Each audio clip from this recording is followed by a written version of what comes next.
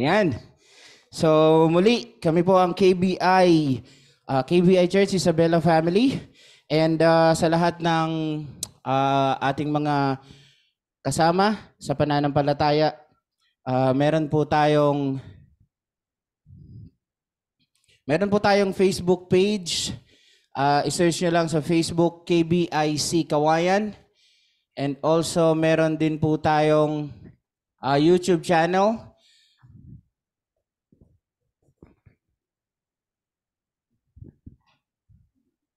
Ayan.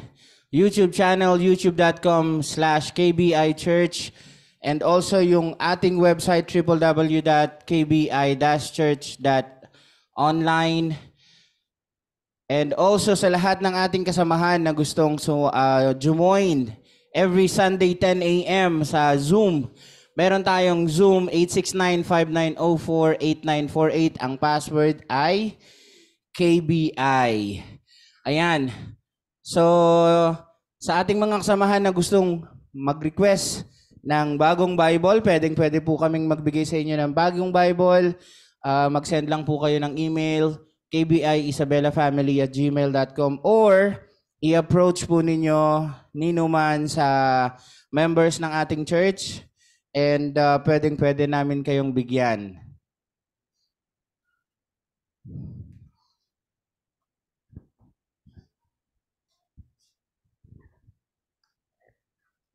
Psalm 91. Whoever dwells in the shelter of the Most High will rest in the shadow of the Almighty. I will say of the Lord, He is my refuge and my fortress, my God in whom I trust. Surely, He will save you from the fowler's snare and from the deadly pestilence. He will cover you with His feathers, and under His wings you will find refuge. His faithfulness will be your shield and rampart. You will not fear the terror of night, nor the arrow that flies by day, nor the pestilence that stalks in the darkness, nor the plague that destroys at midday. 1,000 may fall at your side, 10,000 at your right hand, but it will not come near you. You will only observe with your eyes and see the punishment of the wicked. If you say, "The Lord is my refuge," and you make the Most High your dwelling, no harm will overtake you, no disaster will come near your tent. For He will command His angels concerning you to guard you in all your ways. They will lift you up in their hands, so that you will not strike your foot against a stone. You will tread on the lion and the cobra. You will trample the great lion and the serpent. Because He loves me, says the Lord. I will rescue him. I will protect him, for he acknowledges my name. He will call on me and I will answer him. I will be with him in trouble. I will deliver him and honor him.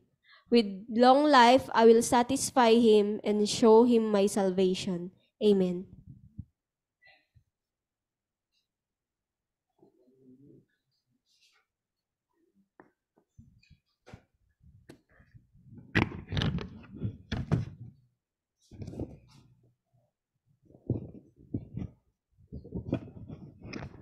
Alright, so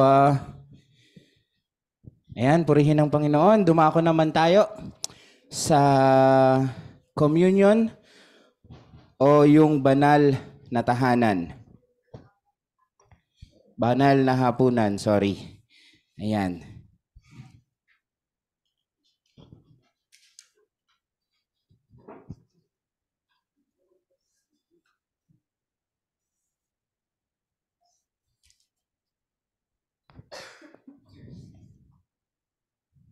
Alright. So, bago tayo mag-partake ng ating Holy Communion, gusto ko lang basahin ang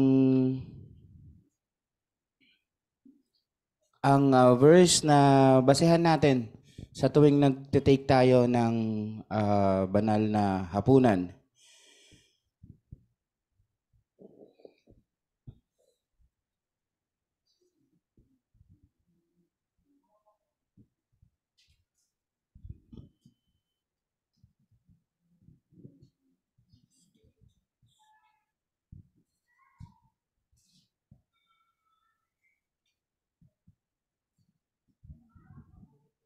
Ayan, sa mga may Bible, buksan natin ang ating Bible sa unang Korinto, chapter 11, verse 23 to 26. Sapagkat ito ang turo na tinanggap ko mula sa Panginoon at ibinigay ko naman sa inyo noong gabing siya'y ipinagkanulo. Ang Panginoong Hesus ay dumampot ng tinapay, nagpasalamat at pinagpira-piraso iyon at sinabi, ito ang aking katawan na inihahandog para sa inyo. Gawin ninyo ito bilang pag-alala sa akin. Matapos maghapunan, dumampot din siya ng kopa at sinabi, ang kopang ito, ang bagong tipan na pinagtitibay ng aking dugo. Tuwing iinumin ninyo ito, gawin ninyo bilang pag-alala sa akin. Sapagkat tuwing kakain kayo ng tinapay na ito at iinom sa kopang ito, ipinapahayag ninyo ang kamatayan ng Panginoon hanggang sa kanyang pagparito. Ayan, purihin ng Panginoon sa napakagandang verse. Sabi ko nga mga kapatid, every time na nagtitake tayo ng Holy Communion, ito, kagaya nga ng sinasabi niya sa verse 24, do this in remembrance of me. Inaalala natin ang isang napakahalagang ginawa sa atin ng ating Panginoon at yun yung isinalba niya tayo sa ating mga kasalanan. Namatay siya sa krus ng Kalbaryo para sa ating kaligtasan. Amen? Maliban doon, every time na nagpa-partake tayo ng banal na hapunan, sinusustain natin yung paghihintay natin sa ating mahal na Panginoon. Sabi niya nga, hanggang sa muling pagparito niya. One day darating muli ang ating mahal na Panginoon para iligtas tayo. Tayong mga nananampalataya. Alam ko, wala naman sana sa ating mga kapatiran dito sa ating simbahan, pero marami ang tatalikod, marami ang mawawala sa sirkulasyon ng pagiging Kristiyano. Pero every time na ginagawa natin to, inaalala natin ang kamatayan ng ating Panginoon para sa ating kaligtasan at maliban doon, sinusustain natin yung pananampalataya natin, yung pananalig natin sa Kanya every time na nagtitake tayo ng ating banal na hapunan. Amen? Amen. Kaya naman bago natin tunghayan, bago tayo magpatuloy sa ating pag-partake ng kopa at ng tinapay, magdasal tayo, ipagdasal natin ang ating mga elemento, ang kopa at ang tinapay. Lord God, maraming salamat, Lord. At itinuro mo po sa amin ang isang napakahalagang bagay, Lord God, nang sa ganon, Lord God, ay masunod at maging at patuloy kami sa aming pagsunod, Lord God. Maraming salamat, Lord, dahil sa pamamagitan ng pagpartake ng Holy Communion, pagpartake namin ng Holy Communion, Lord God, na susustain. Matyaga po kaming naghihintay, matyaga po kaming nagpapatuloy sa inyong mga turo, matyaga po kaming sumusunod sa inyong mga turo, Lord God. At patuloy po naming hihintayin, Lord God, hanggang sa iyong muling pagdating, Lord God. Ito lamang po ang aming samot dalangin sa pangalan ni Jesus. Amen.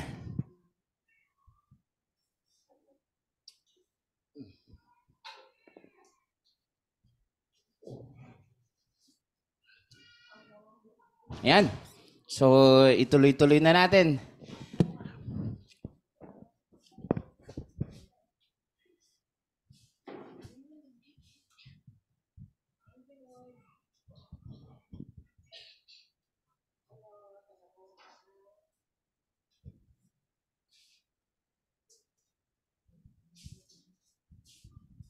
Ayan, so dumako naman po tayo sa ating tithes and offering. Muli, sa lahat po ng may mga Bible, buksan po natin ang ating Bible sa pangalawang Korinto, chapter 9, verse 7. Ayan. So sabi dito, ang bawat isa'y dapat magbigay ayon sa kanyang pasya.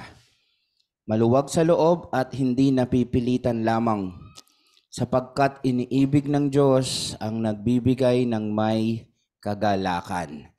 Amen. So, purihin ng Diyos sa verse na ating binasa.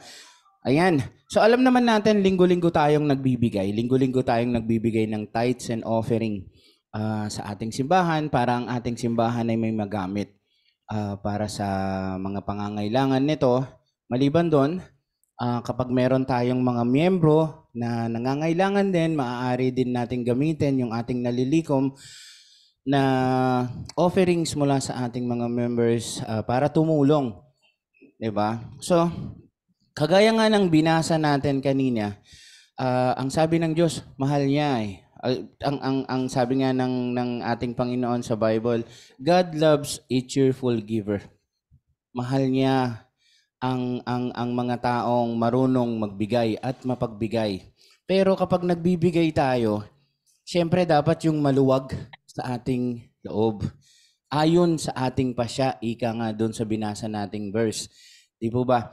Ngayon, siyempre, kapag nagbibigay tayo, huwag tayong hihingi ng kapalit, huwag tayong aasa ng kapalit. Kasi pag nagbibigay tayo, pag maluwag sa loob natin, ang pagbibigay natin at ay naaayon sa ating pasya, hindi tayo naghihintay ng kapalit eh. 'Di ba? Tayong mga nananampalataya sa ating Panginoon, pag nagbigay tayo, isa lang naman ang pwede nating ano bang tawag doon? Pwede nating isipin na ang pangako ng ating Panginoon, makukuha natin ang ating gusto, ang desire ng ating heart sa tamang panahon. Ibibigay niya naman yung para sa atin eh. 'Di ba? Lahat ng gugustuhin natin, lahat ng gusto ng ating puso, ibibigay niya para sa atin. Ganun ang ating Panginoon eh. Sabi niya nga sa isang verse na lagi nating binabasa tuwing linggo, bubuksan niya ang bintana ng langit upang bigyan tayo ng mas marami pang biyaya ng hindi higit pa sa inaakala natin. Bibigyan niya tayo ng biyaya, siksik, liglig, at umaapaw pa. Amen? So, ipagdasal natin ang ating tithes and offering. Lord God, maraming salamat, Lord, sa pagbibigay po sa amin ng blessing, Lord God.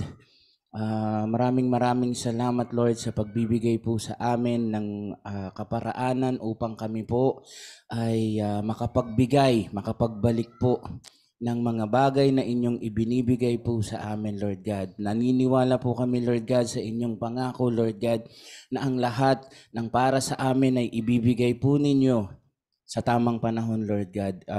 Dalangin ko po, Lord God, na ang mga tithes and offering namin na aming ibinibigay ng naaayon sa aming pasya at maluwag sa aming puso, Lord God, na ibinigay. Dalangin ko po, Lord God, na ito ay magamit sa tamang paraan, Lord God, para sa pangangailangan ng ating bahay, panambahan, Lord God, at sa mga taong nangangailangan, Lord God. Dalangin ko din, Lord God, na ibalik po ninyo ang pagpapala sa aking mga kasama dito sa ating bahay panambahan, Lord God, ng siksik, liglig, at umaapaw pa, Lord God. Ito lamang po ang aking samot dalangin sa pangalan ni Jesus. Amen. Amen.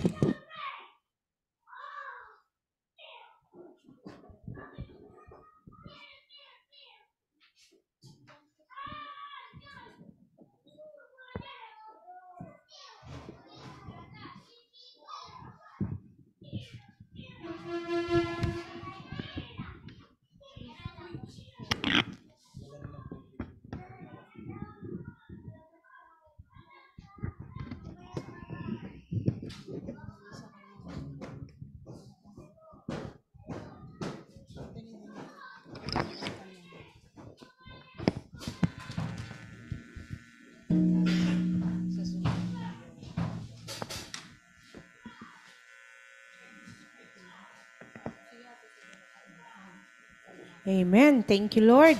Hello. Hallelujah. Amen. Yes, Lord. Thank you. We love you, Lord. Thank you for this day. Hallelujah.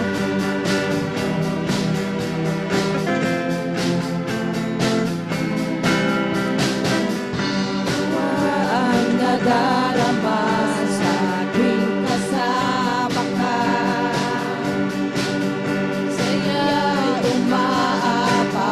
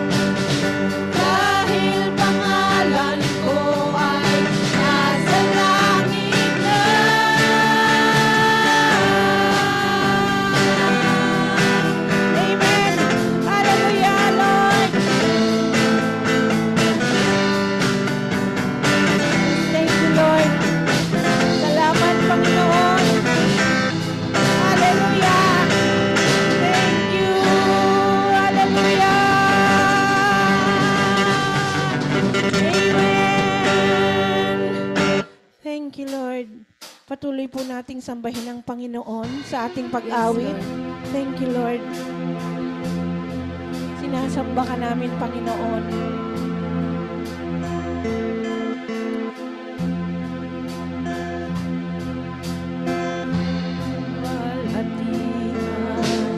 Kataas-taasan, Ikaw ang Panginoon.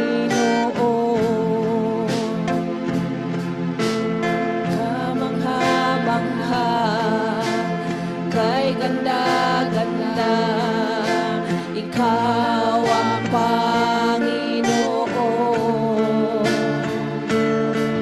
Binigay mo ang lahat,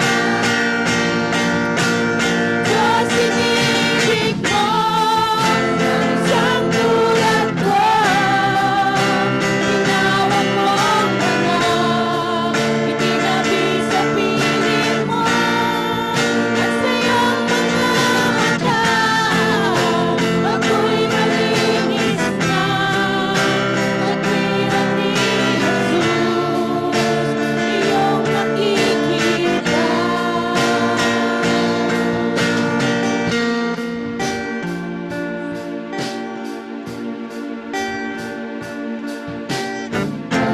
Kapangyarihan, magpakailanman, Ikaw ang Panginoon. Walang hanggang Ama, lagi kong kasama, Ikaw ang Panginoon. Binigay mo ang lahat, Diyos, inibig mo ang isang tulad ko. Tinawag mo ang anak, itinabi sa piling mo, at sa iyong mga mata, ako'y malinis na.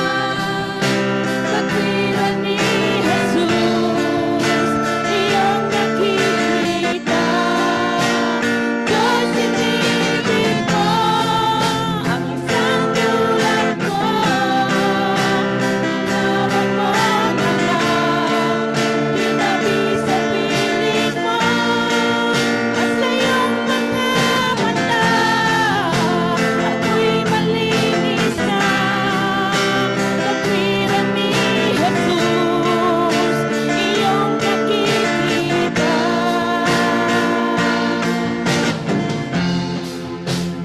Ikaw ay tingako sa krus ng Kalbaryo.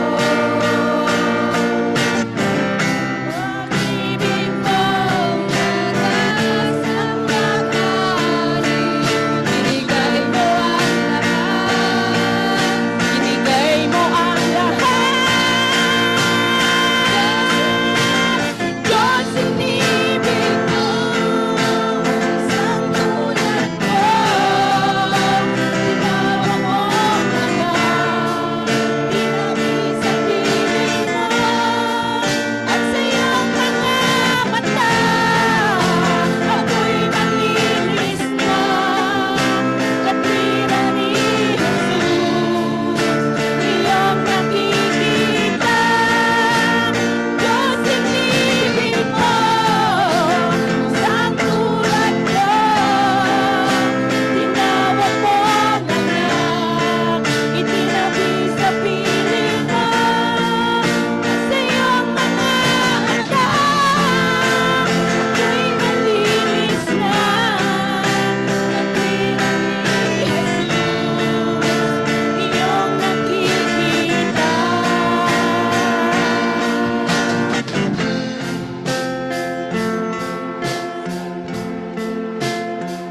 Hallelujah.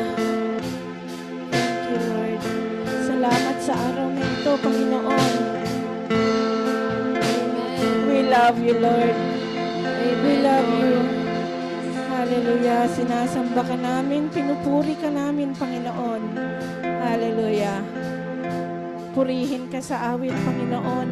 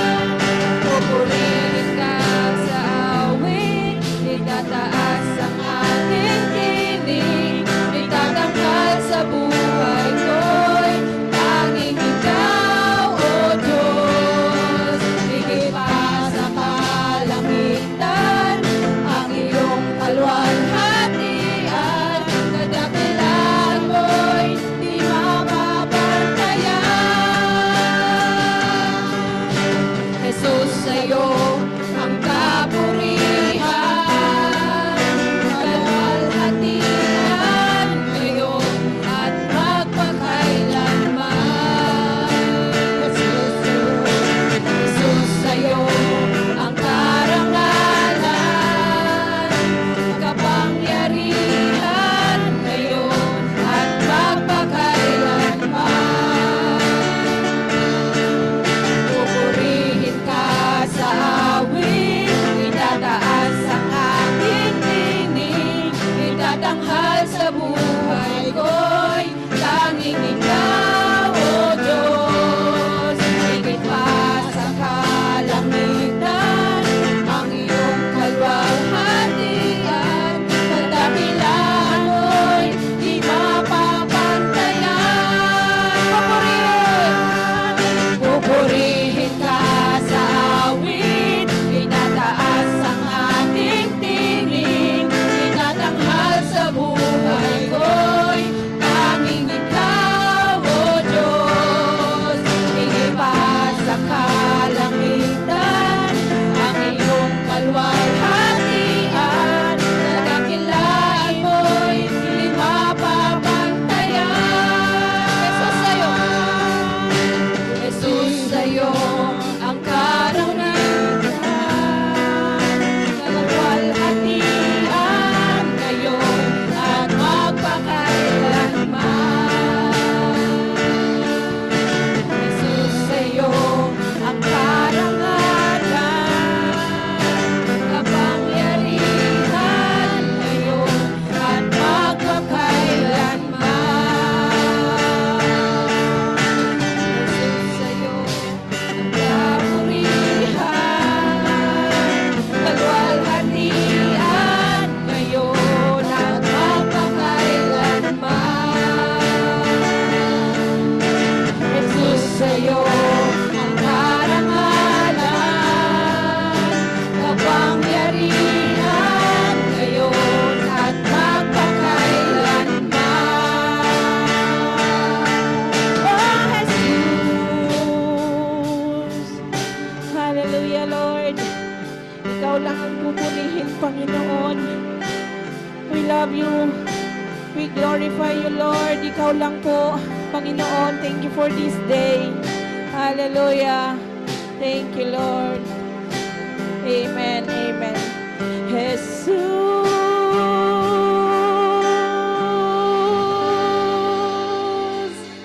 Amen. Thank you, Lord. Hallelujah. Palakpak po natin ang ating kamay sa Panginoon. Thank you, Lord.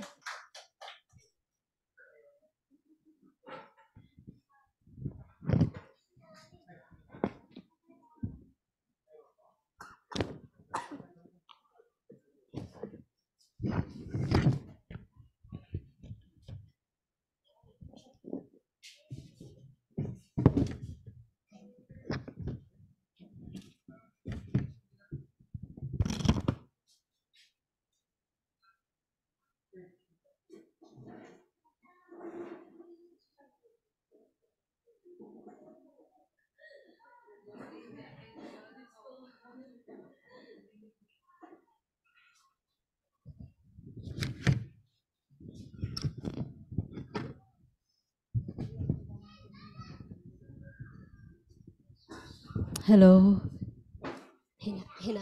Hinaan lang, sir. Magandang umaga po sa ating lahat. And welcome po sa ating panambahan. At as nakikita ko, wala naman po tayong mga bagong kasama. So, umpisahan po natin bago tayo mag-umpisa, siyempre po, magbigay muna tayo ng panalangin. Let's all pray. Father God, maraming salamat po sa ipinagkaloob mo na araw na ito, Panginoon. At panalangin ko, O God, na sa pagbabahagi ng iyong mga salita, Panginoon, basbasan mo po ako, Panginoon, i-guide mo po ako. Ikaw po, gamitin mo ako, Lord, ikaw po ang magbigay ng mga salita, Panginoon, na lalabas sa aking bibig. O God, and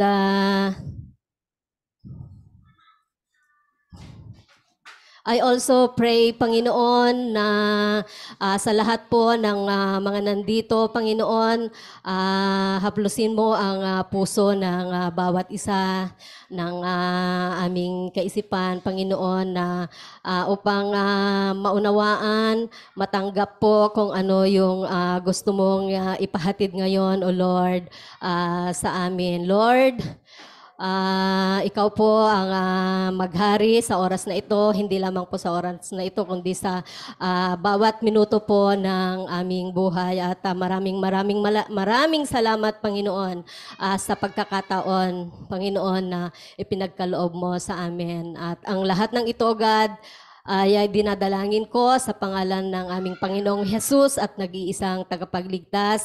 Lahat po tayo ay magsasabi ng Amen. Amen. Ang kasama po natin ngayon via Zoom, si Ate Jo, si Nanay, of course, and Pastor Romy. Wala po si Sister Virgie. wala po. Hindi po natin kasama ngayon. Actually, alam nyo po, last minute nag-change tayo ng topic. At actually, nung last Sunday, sa totoo lang po, nung last Sunday, nung sinabi, ito testimony ko na po ito. Nung last Sunday, nung sinabi po na ako ang mag-preach, ako ang mag-share ngayon ng salita ng Diyos. Ewan ko, pero bakit nung sinabi ni teacher, ni Pastora Virgie, ni Sister Virgie na gusto kong marinig si Beth na magsalita, na-pressure po ako. Nagkaroon ako ng nabahala ako. Parang sa isip ko, parang si Sister Virgie, babantayan niya yung bawat salita ko. Bakit nararamdaman ko na nababahala ako, nagwo-worry ako kasi iniisip ko baka magkamali ako ng sasabihin. At kung ano yung mga negative na pumapasok sa akin. At sabi ko sa sarili ko, bakit nakakaramdam, Beth, kinakausap ko po yung sarili ko, ang sabi ko, bakit nakakaramdam ka ng pagkabahala? Dati mo nang ginagawa yan. Nakasama mo na yung mga senior pastor natin. Pero bakit ngayon sinabi lang ni Sister Virgie na gusto niyang marinig kung paano ka magsalita, bakit nakakaramdam ka ng pagkabahala? Yun po yung sinasabi ko lagi sa sarili ko. Pero salamat sa Diyos kasi kahit may mga nagwo-worry tayo, kahit may mga bagay-bagay na humahadlang para tayo ay may makapagbahagi ng salita ng Diyos, salamat sa Diyos dahil tapat siya talaga sa kanyang pangako na hindi kanya pababayaan. Hindi niya tayo pababayaan, gagabayan niya tayo. Kaya salamat, Panginoon, dahil kahit nababahala ako, kahit may mga bagay-bagay na gumugulo sa aking isipan, I know na si Lord ngayon kasama natin, siya ang gumagabay sa atin sa oras na ito. Amen po? Amen. So, kaya doon ko naisip na ang pag-usapan po natin ngayon is about yung worry. Worry. Kasi ang worry po, isang salita lang yan. Pero, pag titignan natin sa Biblia, ang laki pala ng tatamaan yan sa buhay natin. Especially po sa faith natin kay God, sa Panginoon. So sabi ko, siguro kaya naramdaman ko yon kasi yun yung magbibigay ng opening sa akin para yun ang mapag-aralan natin ngayon. At kaya po biglang nag-change tayo kasi hanggang Friday, Saturday, ewan ko bakit yung worry na yon laging worry, pumapasok lagi sa isipan ko. Kaya naman last minute kanina, sinabi ko kay Brother Ruel na, Brother, pasensya ka na, pero change tayo. Eto talaga, buti naman po at magaling siya. Salamat sa Diyos. Binayayaan siya ng kagalingan about sa technology. So yun, nagawa niya. Kaya basahin po natin ang nasa akin pala yung remote. Filipos chapter 4 verse 6 to 7. At ang sabi po dito, huwag kayong mabalisa tungkol sa anumang bagay. Sa halip, hingin ninyo sa Diyos ang lahat ng inyong kailangan sa pamamagitan ng panalangin may pasasalamat. At ang kapayapaan ng Diyos na hindi kayang maunawaan ng tao, ang siyang mag-iingat sa inyong puso at pag-iisip dahil sa inyong pakikipag-isa kay Kristo. Kaya po siguro, sabi ko, kaya po siguro yung worry nararamdaman ko, pumapasok sa isip ko dahil ito ang gustong iparating ni Lord sa atin lahat. Kasi aminin man natin o hindi, sino ang walang worry sa atin? Sino ang hindi nag-worry? Sino yung mga walang inaalala sa atin? Wow! Lahat kayo walang inaalala. Praise God. Lahat sila stable. Okay. Ang similar words po kasi ng worry ay yung anxious na ang ibig sabihin, balisa, anxiety. Ito, lagi itong nababanggit. Maraming beses na binanggit to sa Biblia. Worry sa ibang translation po kasi is anxious na ang ibig sabihin. Sa Tagalog is balisa, pagkabalisa. Yun yung pagkabalisa na hindi, yun nga po yung parang ang daming pumapasok na hindi naman parang punong-puno ka ng problema, ng isipin na hindi mo naman matukoy kung ano yun. Parang nagwo-worry tayo sa bagay-bagay. So, ano ba? Saan ba nagmumula ang pagkabahala natin madalas? Bakit tayo nababahala? Saan ba yan nagmumula? Saan ba yan ano ba ang ugat? Siyempre po, unang-una, sa pamilya.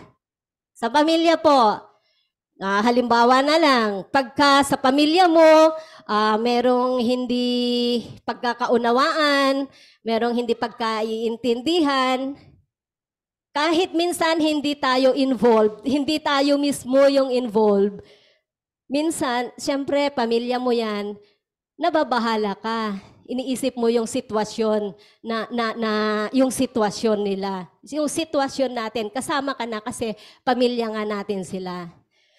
Amen po? Amen.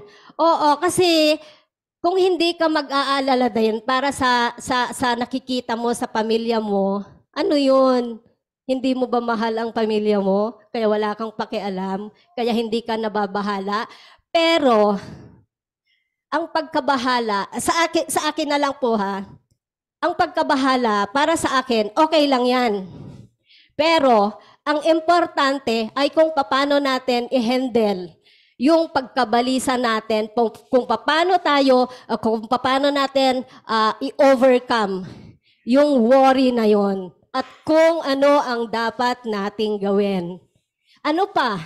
Ano pa po ang reason kung bakit minsan may balisa tayo sa trabaho, di po ba?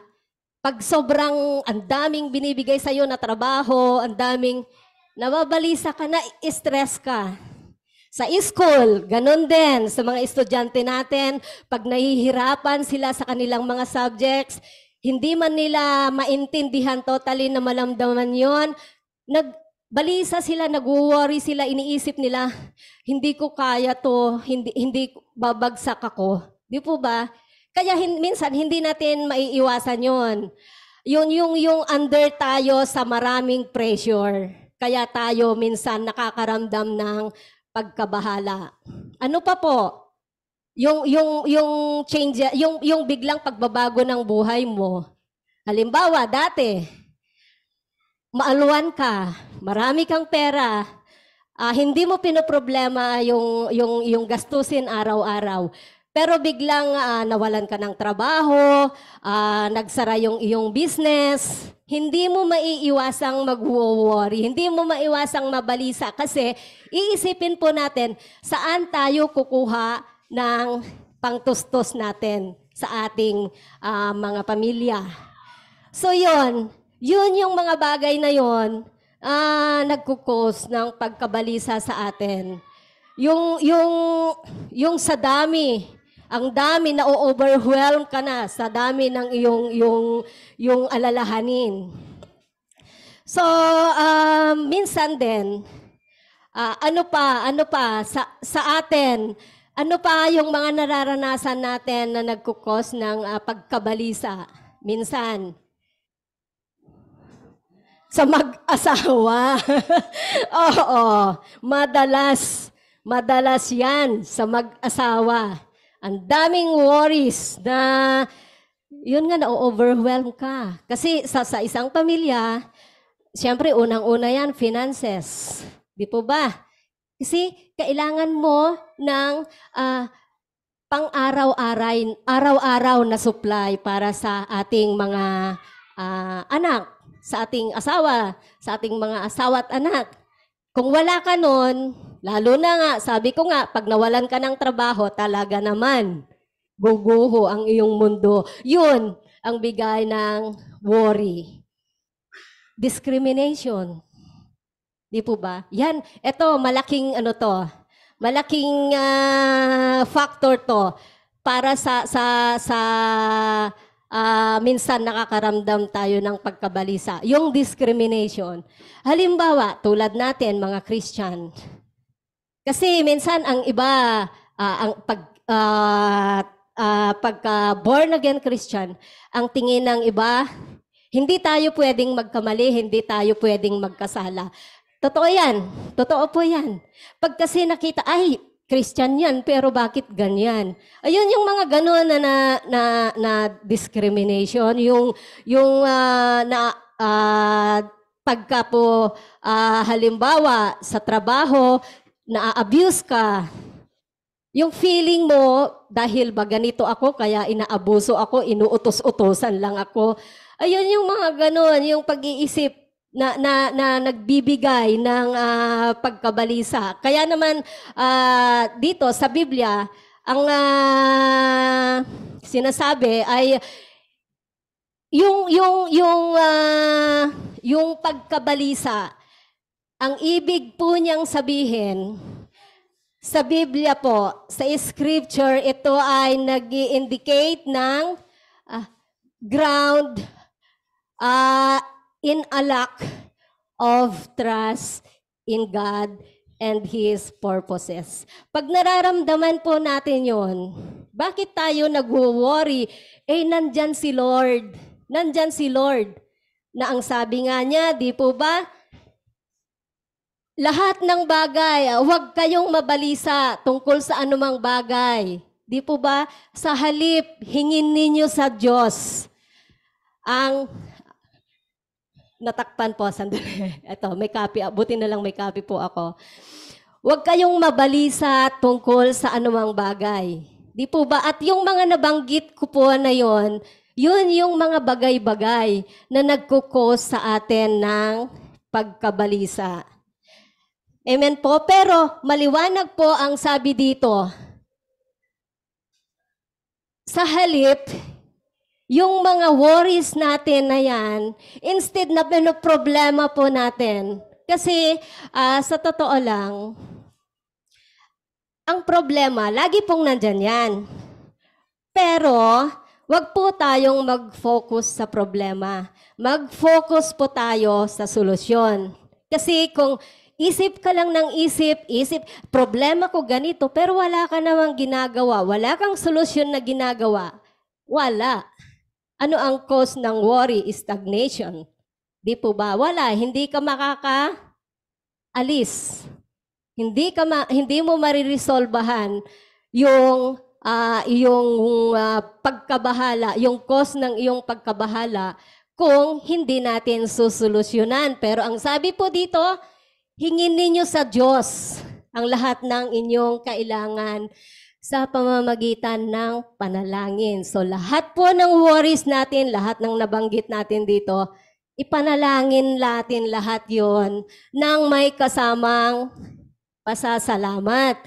Kasi yung cause po ng worries natin, yun nga yung nabanggit natin. Kung hindi, kailangan pagdaanan po natin yun.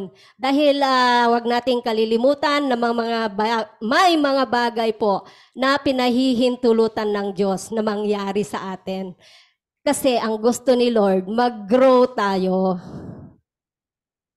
tumibay, maging stable, yung hindi basta-basta nasusway yung faith natin sa Kanya. Kaya pinahihintulutan niya na dumadaan tayo, na nagkakaproblema tayo. Kasi kung wala tayong problema, kung walang mga bagay-bagay na pwedeng makapagbigay sa atin ng worries,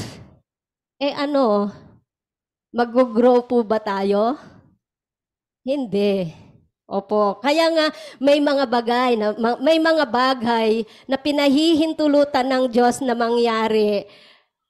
Pero ang sabi po sa Biblia, hindi niya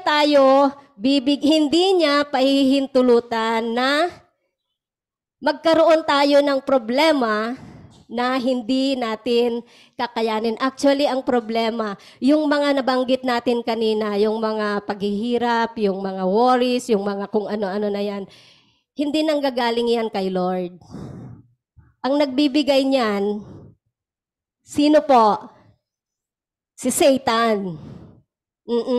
Kasi pag alam nyo, pagka yung mga alalahanin, ang dami mong alalahanin, iniisip mo na lang yung mga alalahanin mo, nawawala na yung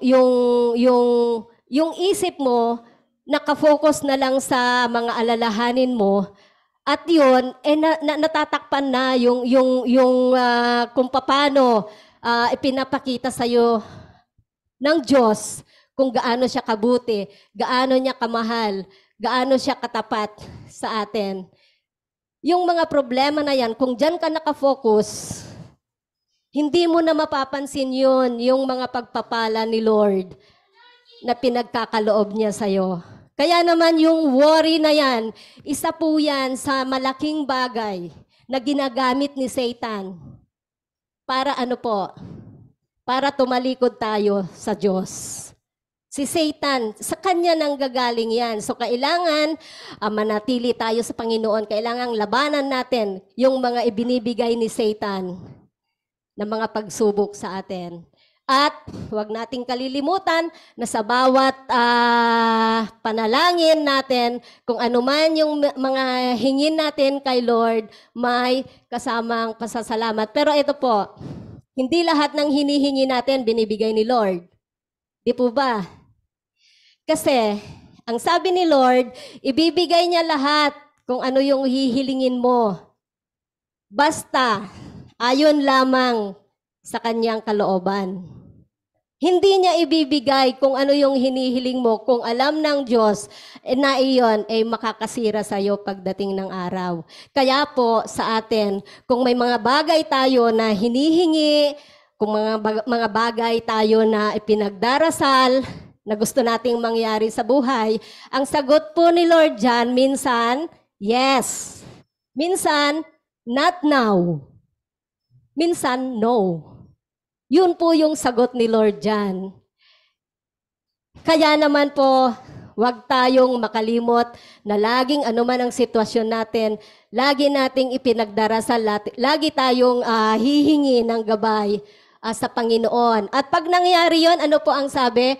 At ang kapayapaan ng Diyos na hindi kayang maunawaan ng tao, ang siyang mag-iingat sa inyong puso. So yung worries natin na yan, Papalitan yan ni Lord. Pagka inilapit natin ang ating mga problema sa Kanya, Lord, bakit ang bigat ng dibdib ko? Bakit nakakaramdam ako ng ganito? Palitan mo, Lord, ng kapayapaan yung puso ko. Yung puso ko na nakakaramdam ng pagkaligalig.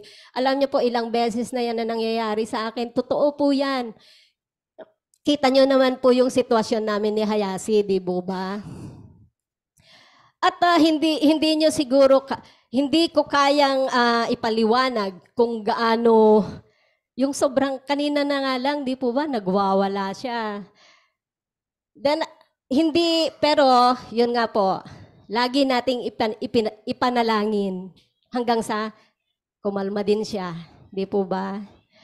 Amen. Kaya, sasagutin ni Lord yung mga panalangin natin, minsan agad-agad, minsan hindi muna ngayon, bukas, o sa mga darating na araw. At yung worries na yan, papalitan ni Lord ng kapayapaan. Yun yung, kahit alam nyo yung kapayapaan, tunay na kapayapaan na nagmumula kay sa ating Panginoon. Alam nyo po, kahit may problema ka, kahit kahit ang dami mong suliranin, pero feeling mo, wala kang problema.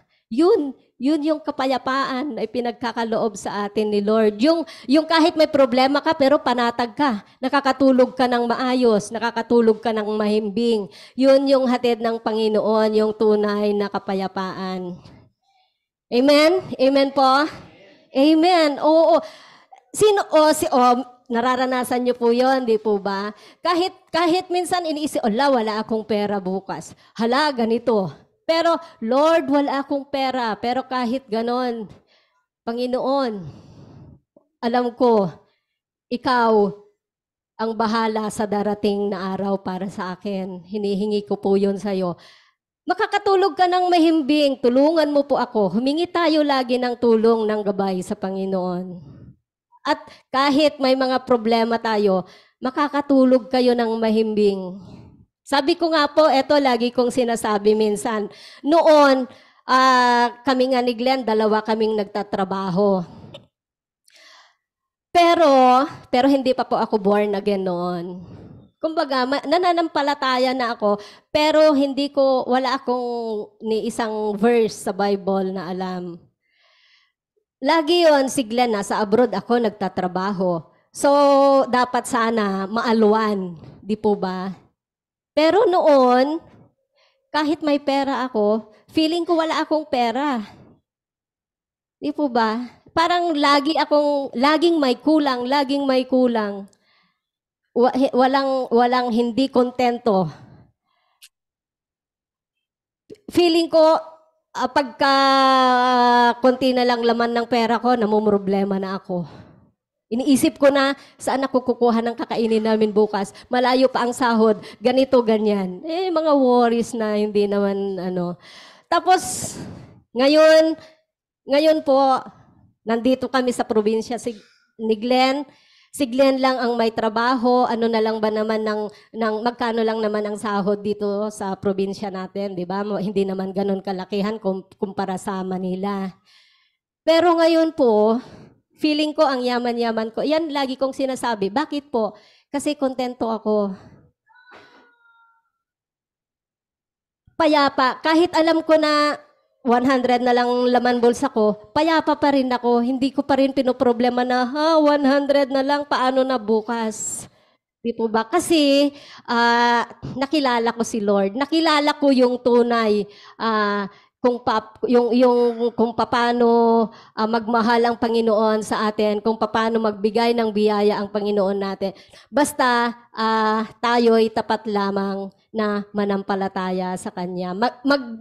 Yung trust natin sa Kanya, maging matibay. Yung puso natin tapat na nananampalataya sa Kanya. Amen po? Amen. Gising pa kayo? Ha? Gising pa kayo? At basta po, ito, tandaan natin yung mga ganyang bagay. Gustong-gusto kasi ni Satan yan na ibinibigay sa atin. Yan yung ginagamit niya lagi na pandaraya. Kita mo na, born again ka. Parang ganito yun kita mo na, born again ka, mananampalataya ka, pero kita mo, naghihirap ka financially. Pero kahit naghihirap, kahit hindi naman tayo ganun kayaman, hindi alam ni Satan, panatag tayo. Di po ba? May pinanghahawakan, may peace of mind. Opo. Kasi yung ito po. Once po na kahit yung worry lang na salita, yung pagkabalisa lang na salita, once na in-entertain natin yan, once na yan, pinabayaan natin na manatili sa atin yan, asahan nyo po, sa susunod, dadami na yan ng dadami. Hindi na lang pagkabalisa ang darating sa'yo. Dadagdagan, tataniman at tataniman ka na ng kalaban. Pag once na pinabayaan mo na ang worry ay manatili sa'yo. Madadagdagan na yan, madadagdagan na yan. Kaya po, maging vigilant tayo sa ating mga nararamdaman, sa ating mga nakikita. Wag po na yung problema, wag po tayong mag-focus sa problema, mag-focus tayo sa solusyon at yung puso at isipan natin, i-focus natin sa Panginoon. Amen po. Amen. Alam niyo po, kay God, alam natin to, di ba? Alam natin to. God is able. He is in control, di po ba? Kontrolado lahat ng Panginoon, lahat-lahat ng bagay. Pero, ang worry po, depende yan sa'yo.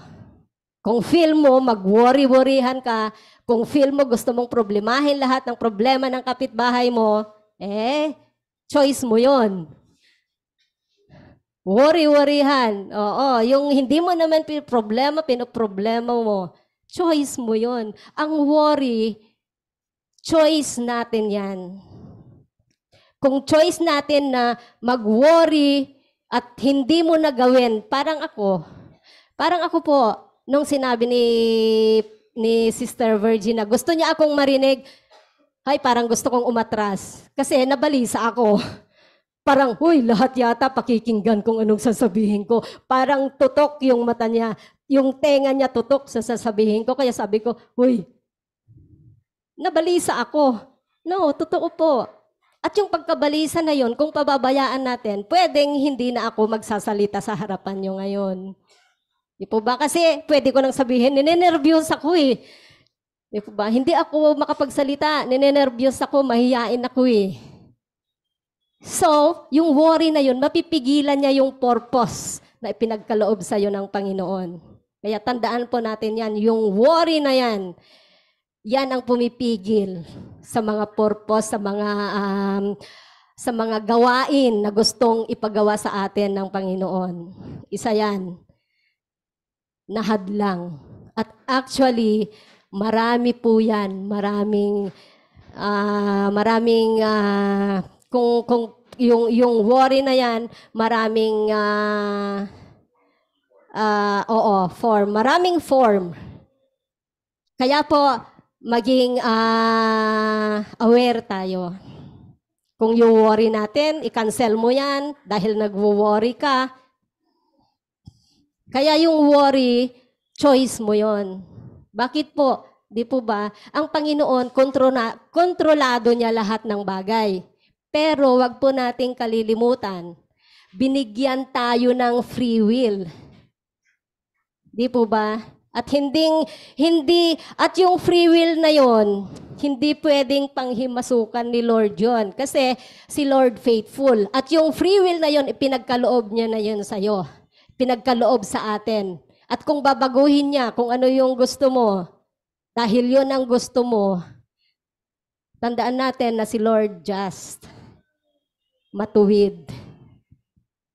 Kaya kung anuman po, kung anuman yung mga pinagdaraanan natin, kung anuman yung mga worries natin, choice natin yan.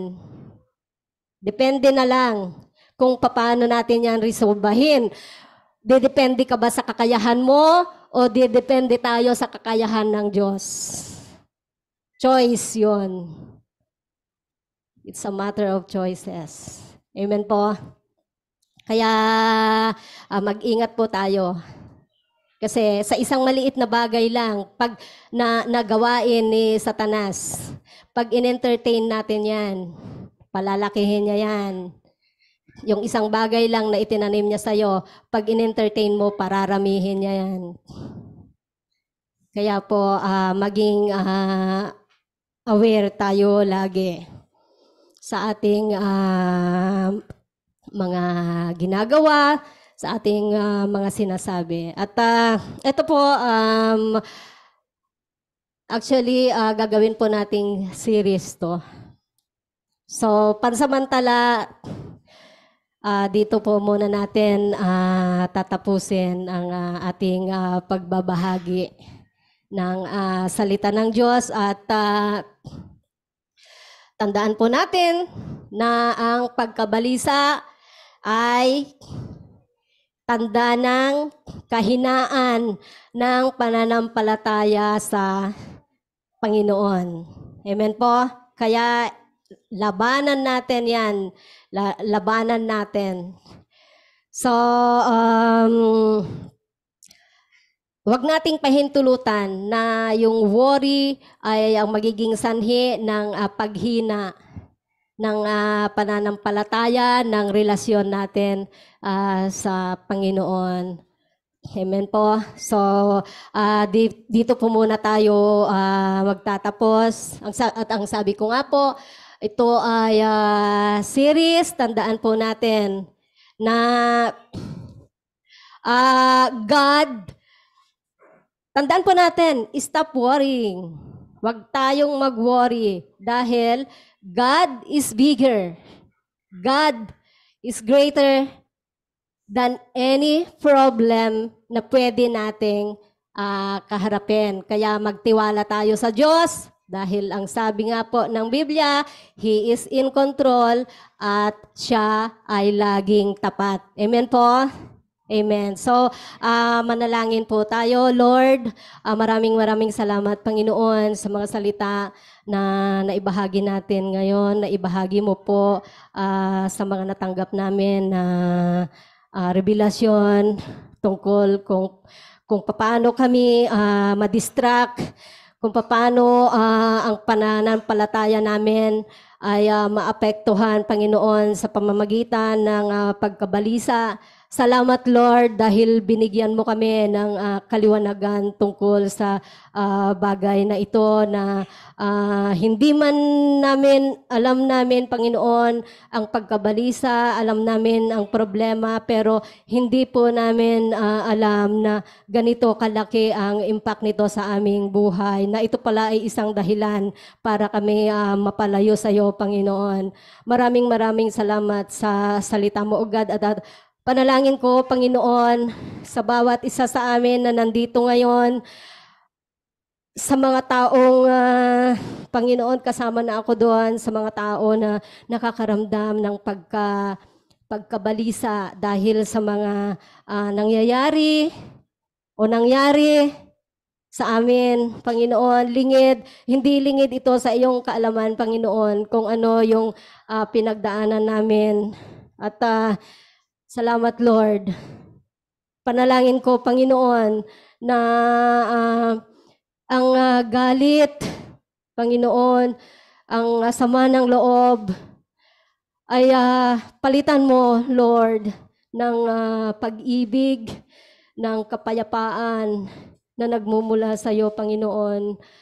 Yung mga balisa, ang kaisipan, Lord, bigyan mo po kami ng wisdom, ng understanding, O God, upang sa ganon, Panginoon, magkaroon ng kaliwanagan ang isipan ng bawat isa sa amin, at ang pag-ibig mo, O Lord, ang siyang maghari sa buhay ng bawat isa sa amin, Panginoon. Maraming salamat, Lord. Sa iyo lahat ang aming pasasalamat. Ikaw lamang po ang aming dinadakila.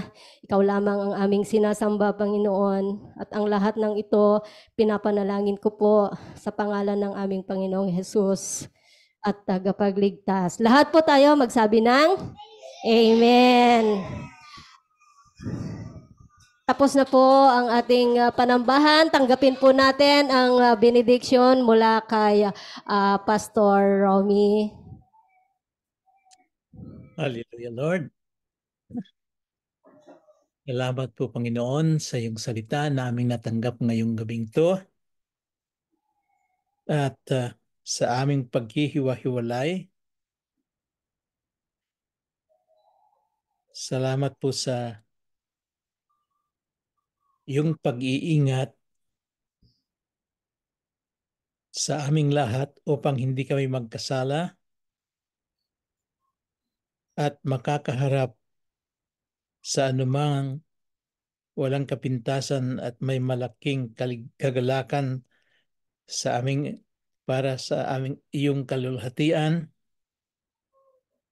sa iisang Diyos na aming tagapagligtas sa pamamagitan ng aming Panginoong Hesukristo. Sa Kanya ang kapurihan, karangalan, kalulhatian at kapangyarihan mula ngayon, noong una at magpakailanman. Ang pagpapala ay nasa ating lahat at inuulit ko, tayong lahat ay lumakad ng papayapa dahil kay Kristo Jesus. Amen. Amen. Purihin ang Panginoon. Oo, at thank you, Pastor. And may announcement po tayo on February 10. 10 ba yun? Basta sa lahat, may announcement po sa lahat po ng mga gustong magpabaptize, magpabautismo po, magpalista lamang. Ito, 7 years up. 7 years old, pataas. Oo. Magpalista lamang po tayo kay Tito Ruel, kay Tita Rufa, kay Tita Lisa, nandyan din po si Sister Nicole. Magpalista lamang po tayo sa kanya. Pero ito po ay 7 years old and up. Magpaalam po kayo sa inyong mga magulang. Ano po? Opo. Basta kunin muna natin yung ating mga pangalan nang upang sa ganon maiayos natin. Ano po, i-ready na natin para pagdating nila, maayos na. Ano po? So, Ate Jo, you want to add something? Yes, yes, magkita-kita po tayo February 11. I think that's Sunday there, February 11. Yun po, dyan po ang church, dyan po natin gaganapin ang service natin dyan sa bahay, dyan sa church. And then after that, kainan, and then after kainan, lahat ng mga magpapa-water baptism, dadalhin namin kayo sa isang resort at doon po namin kayo ibabaptize. And after that, kung gusto yung mga bata na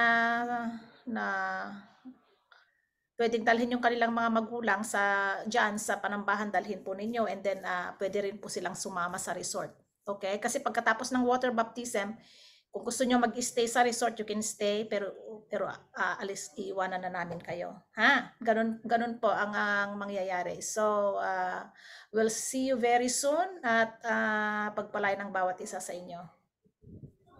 Okay. Amen. Thank you, Sister. At wala na? Akala ko wala na tayo. Na ano lang yung connection. And Pastor, may request po kasi po by Monday, opening po yung business ni Brother Ruel, yung food cart. Food cart ba ang tawag doon? Yung puput up po sila ng business at hinihiling po nila na ipag-pray over po natin. Sige. Anong pangalan ng business? Food cart? Marinados fried chicken daw po. Marinados. Marinados fried chicken. Opo. Okay. Hallelujah. Pinupuri ka, Panginoon, sa aming kalagitnaan. Tunay nga, Panginoon, na wala kang kapantay. Ikaw ang Panginoon ng buhay ng bawat isa sa amin. At kami ay lumalapit sa iyo. Kami ay tumitingala sa iyo. Kami ay nagsasabing, mahal ka namin. At sa mga sandaling ito, Panginoon, inalalapit namin sa iyo ang ah, business ni Brother Roel. Pakiulit uli yung pangalan, kapatid. Marinados po. Na ang pangalan, Panginoon, ay Marina Dos. Dalangin ko, Panginoon, na lahat kami, all of us, are agreeing together na ang business na ito, negosyong ito, ay lalago dahil ikaw ang magpapalago. Ikaw ang siyang magdadala ng mga customers, Panginoon, para ang negosyong to ay tuloy-tuloy ang paglago hanggang sa ito ay magkaroon ng mga branches, Panginoon, sa lugar nila at sa iba pang lugar pa. Kaya salamat, Panginoon, sa wisdom na pinagkaloob mo kay Brother Ruel kung paano niya ay asikasuhin ang business na ito. At dalangin namin, Panginoon, na ikaw ang siyang mamahala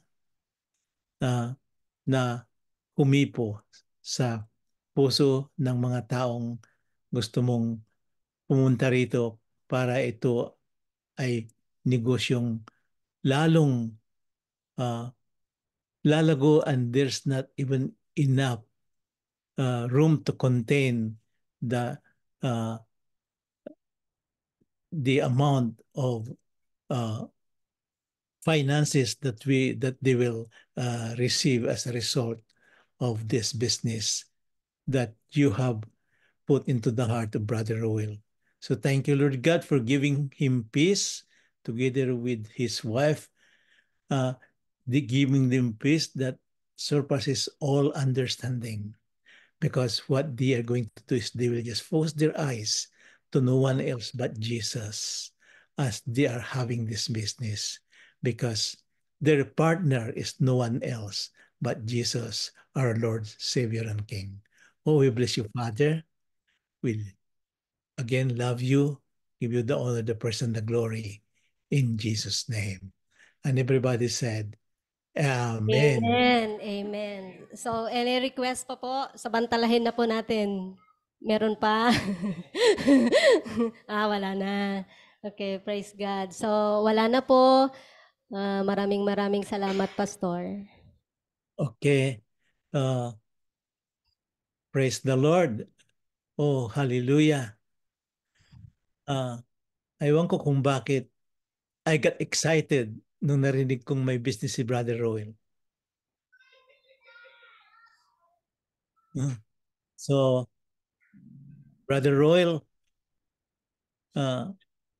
if ever you need someone to talk to, just give me a call anytime. Salamat.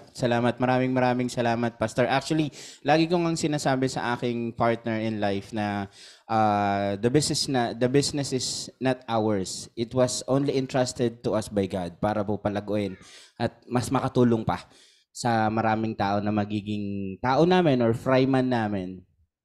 Yeah. So, praise the Lord. It will start there sa Kawayan. Yes po.